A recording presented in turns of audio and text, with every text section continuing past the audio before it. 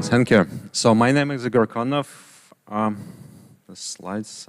Here are the slides. Happy to be here. Actually, this is work done by myself, Tanhai Tran, who is also here in the room, Jura Kukovets, Thomas Pani, who is also here, and Roberto Salcini. And we are happy to have done this work supported by Ethereum Foundation. So if you look at consensus, Ethereum consensus, you probably see a lot of algorithms starting as Gasper. Now we have single slot finality. And recently on the block, we have 3-slot finality. You can check the recent report by Francesco, Roberto, Tanhai, and Luca. And if you look into these things, you'll see that there are a lot of definitions. I cannot explain all these definitions to you. You will see that there are chain blocks, slots, checkpoints, justified checkpoints, finalized checkpoints, votes by validators, FFG votes that connect these checkpoints, and so on and so forth. So these are not simple algorithms. So in our work, we don't have basically time budget to do everything. So we focus on accountable safety, which means, roughly speaking, that if we have a fork in consensus, we should be able to identify at least 1/3 of the validators that are basically that produce this fork, and they should be slashed. So we focus on accountable safety here. How would we be able to check that these protocols, namely 3-slot finality, satisfy accountable safety? Well, in science fiction solution, when it's all good, we will take the code in Python, we will take the executable spec in Python, produce some examples maybe to convince ourselves that it kind of works, but also we would also produce an automatic proof of accountable safety. Unfortunately, that's a bit of science fiction nowadays. There are no off-the-shelf solutions that would take executable Python spec and reason about such complex algorithms as consensus. So what we have been doing in this project, we actually we are writing specifications in temporal logic of actions. That's a language invented by Les Lampert some time ago for reasoning about concurrent and distributed systems. And we did produce specifications by hand because there are no tools that would be able to do that, although we have been thinking how we could automate that.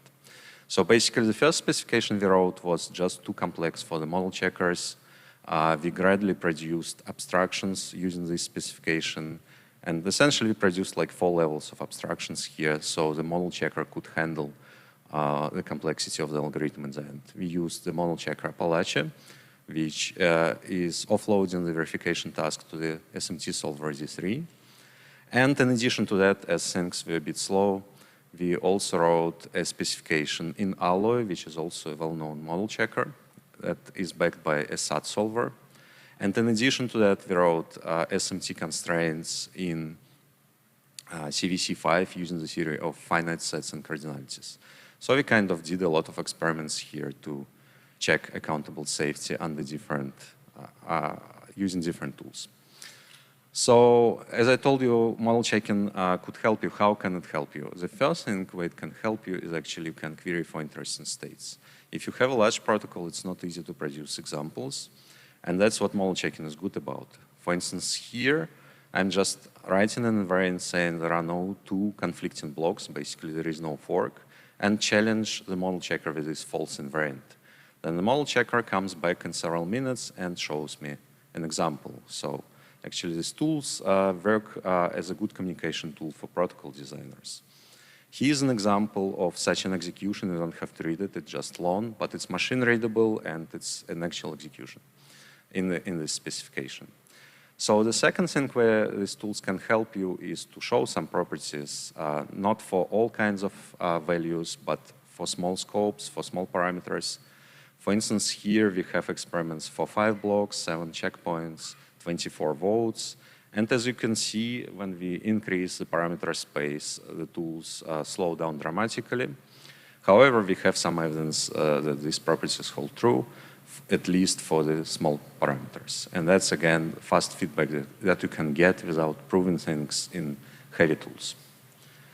So To come to the summary of our work, we believe that model checking actually helps in ensuring correctness of protocols.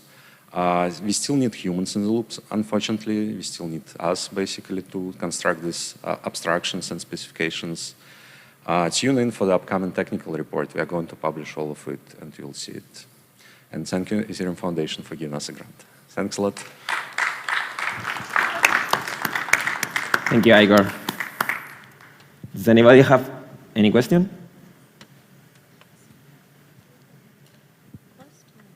Okay.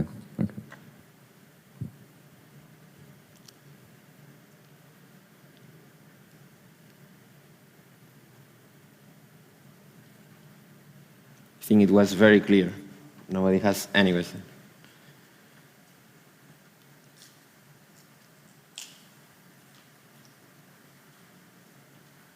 You have to quick break and come back again at 10:40. Okay. Okay, if there are no more questions, just thank you, Igor, for the talk. Thank you. We will